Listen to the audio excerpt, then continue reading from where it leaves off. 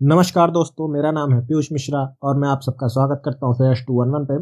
आज का discussion start करने से पहले मैं चाहता हूँ कि आप ये फ़ोटो देखें। तो ये फ़ोटो हिमालयाज़ की है जो कि ली गई है कहाँ से? जालंधर से। और सिमिलर टाइप का व्यू जो है वो आपको कहाँ से देखने को मिलता था? आपका सहारनपुर से भी देखने को मिलता था। यहाँ पे क्या है, शहर से हिमालयाज़ दिखते थे। तो क्या पहले भी दिखते थे? तो हाँ, बिल्कुल दिखते थे, बट रिसेंट केसेस में क्या है कि जो एयर पॉल्यूशन हुआ उसकी वजह से दिखने गायब हो गए थे। अब ये दूसरी इमेज है, आप यहाँ पे देखें तो ये एक दिल्ली का है। तो आप यहाँ पे देख सकते हैं कि कैसा क्लियर आपको यहाँ पे स्काई दिख रहा है और आपको यहाँ पे जो यमुना जी दिख रही हैं ये भी आपको साफ दिख रही हैं। उतनी गंदी नहीं है जितनी 2019-20 के टाइम पे हुआ करती थी। क्योंकि मेरा कॉलेज था तो मैं डेली यमुना जी के ऊपर से ही जाता था, पिंक लाइन से। तो मैं देखता था वहाँ पे कितना झाग बना रहता है। बट यहाँ पे क्या है, उसके बाद आप देखेंगे कि आपको यहाँ पे पानी थोड़ा सा साफ दिख रहा होगा।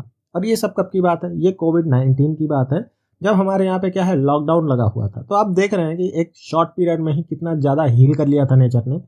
और अगर इसको मैं आज से कंपेयर करूँ तो आप यहाँ पे देख सकते हैं कि हिमालय तो छोड़िए, यहाँ पे आपको इंडिया गेट के आगे खड़ा होके इंडिया गेट ही नहीं दिख रहा है। तो आज के समय ये हाल हो चुका है और ये हर साल ही होता है। अब तो बल्कि थोड़ा बहुत कम होने लग गया, नहीं तो किसी किसी टाइम पे तो ये इससे भी ज़्यादा हो जाता था। और अगर मैं एयर क्वालिटी इंडेक्स की बात करूं तो AQI कितना था, तो आप यहाँ पे देखेंगे कल रात का है कि 374 AQI था, जो कि हजार्डियस है। अगर आप इसको कंपेयर करना चाहें तो बहुत ज़्यादा जब होता है यूरोप में या कहीं भी, तो वो आपका 20, 50, 100 तक पहुँच जाता है, बट इतना नहीं जाता है। और यहाँ पे हमारे पास क्या है, इतना मतलब हाई पहुँच गया है AQI कि अब हमें क्या है, ये देखना होगा कि हम इसे कैसे डील करते हैं। इसके लिए अभी एक बहुत ही मतलब इंटरेस्टिंग न्यूज़ डेवलपमेंट हुई थी, जिसमें क्या है कि चाइना ने ऑफर किया था कि हम क्या है, हेल्प कर सकते हैं दिल्ली की इस टॉक्सिक एयर को काउंटर करने में। और ये जानकारी किसके तरफ से मिली हमें? जो चाइना की स्पोक्स पर्सन है इंडियन एम्बेसी में, मतलब इंडिया में जो चाइनीज़ एम्बेसी है उसमें जो है, और उन्होंने ये डेटा शेयर किया था अपने ट्विटर हैंडल से। तो आप देखेंगे कि ये क्या है, पहले की है, देन ये बाद में ऐसा हो गया था। और यहाँ पे भी ये चाइना के बाय द वे, ठीक है। तो यहाँ पे आप देखेंगे पहले कैसा था, अभी कैसा हो गया। तो इन्होंने कहा कि हम ऐसा मानते हैं कि इंडिया भी जल्दी इस तरह की चीज़ें कर लेगा। और यहाँ पे मैंने एक और वीडियो भी बनाई थी चाइना के ऊपर, आप चाहें तो आज वो हमको ये बता रहे हैं तो कहाँ से मतलब कैसे इस जगह तक पहुँचे, तो आप इस वीडियो को भी देख सकते हैं। इसमें मैंने चाइना की जर्नी को डिटेल से डिस्कस किया है, कैसे आप यहाँ पे आज चाइना इतना पावरफुल हो गया है। और यहाँ पे अगर आपको जानना है कि उसने चाइना ने अपने कैसे किया, तो आपको कुछ नहीं करना है, बस आपको गूगल पे जाके सर्च करना है। देन आप यहाँ पे देख सकते हैं कि उन्होंने कुछ रेगुलेशंस को स्ट्रिक्ट किया और कुछ जो कोल फायर मतलब कोल का यूज़ करके जो बिजली बनाई जाती थी उसको भी ट्रांसपोर्ट किया, एक जगह से दूसरी जगह लेके गए। और उसके बाद उनके जो कंपोनेंट्स थे उसमें जो सबसे मतलब क्रूशियल था कि शट डाउन कर दिया उन्होंने हैवी पॉल्यूटिंग फैक्ट्रीज को। तो शट डाउन और शिफ्टिंग, ये दो चीज़ों की, तो आप पूरी तरह जिनको आप शट डाउन नहीं कर सकते आप उनको शिफ्ट कर देते हैं।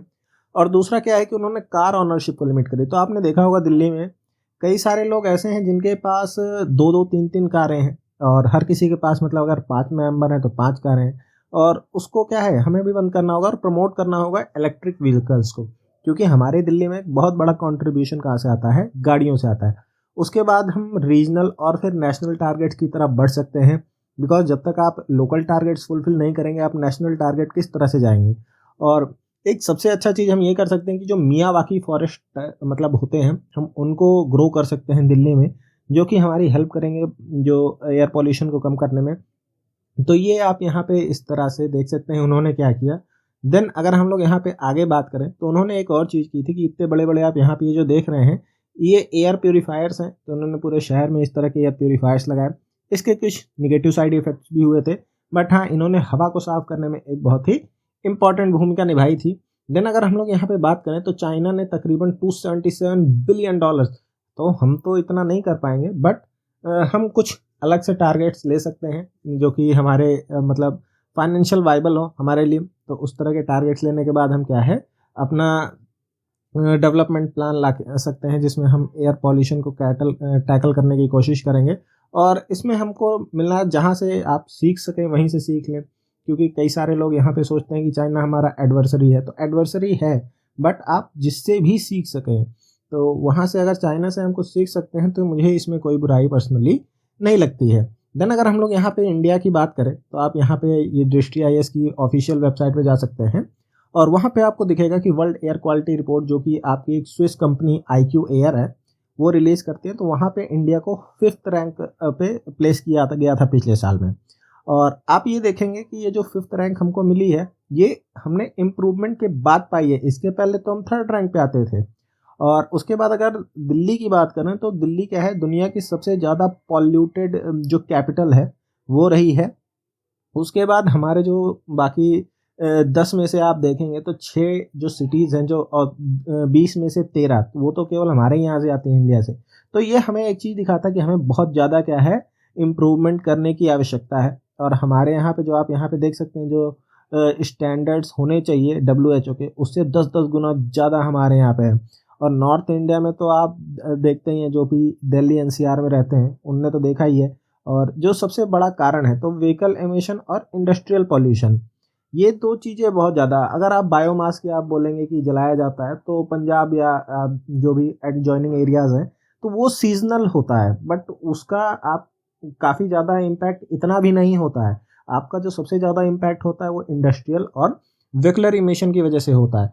इसके रिस्पॉन्स में जो सुप्रीम कोर्ट के डायरेक्शन के बाद हम एक नई एक्शन प्लान लेके आ गए थे जिसको आपका ग्रेडेड रिस्पॉन्स एक्शन प्लान कहा जाता है। ठीक, तो ये क्या है, स्ट्रक्चर्ड फ्रेमवर्क होता है जिसमें हम लोग क्या है अलग अलग तरीके की रिस्ट्रिक्शन लाते हैं अलग अलग लेवल पे। और इसको जो नोटिफाई किया गया था वो मिनिस्ट्री ऑफ इन्वायरमेंट की तरफ से किया गया था।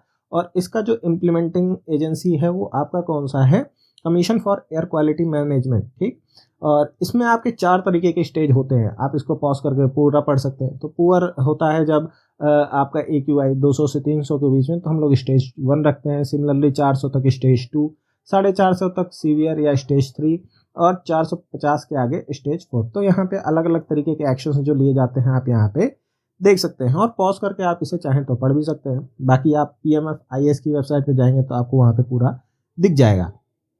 अब यहाँ पे अगर AQI की बात करें तो उसमें होता क्या है AQI में, तो आपके AQI में बेसिकली हम इन चीज़ों को यहाँ पे कैलकुलेट करते हैं। और ये आपके डायरेक्टली UPSC में भी पूछा गया था कि इसमें से 1-2 नाम और एक्स्ट्रा डाल दिए थे कि कौन सा है, मतलब हम लोग AQI में काउंट करते हैं। तो ये आपका यहाँ पे आप देख सकते हैं, जैसे आपका PM10 हो गया, 2.5 हो गया, नाइट्रस ऑक्साइड हो गया, सल्फर, कार्बन, ओजोन। ओजोन आप ये मत समझिएगा जो कि हमारे ऊपर होती है, ये ग्राउंड लेवल ओजोन होती है जो कि काफ़ी ज़्यादा हार्मफुल होती है।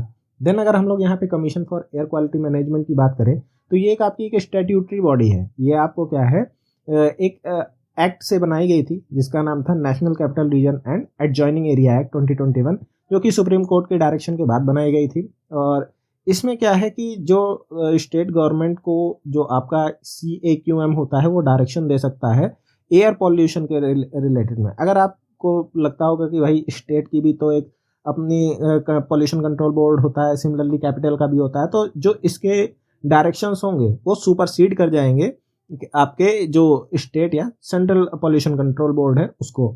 देन अगर हम लोग यहाँ पे देखें तो सोर्सेज ऑफ एयर पॉल्यूशन क्या है, तो आप यहाँ पे देख सकते हैं कि 45% कहाँ से आ रहा है, डायरेक्टली इंडस्ट्रीज से आ रहा है। तो हम एक चीज़ कर सकते हैं कि जो पॉल्यूटिंग इंडस्ट्रीज़ हैं उनको हम लोग यहाँ से शिफ्ट कर सकते हैं दिल्ली से।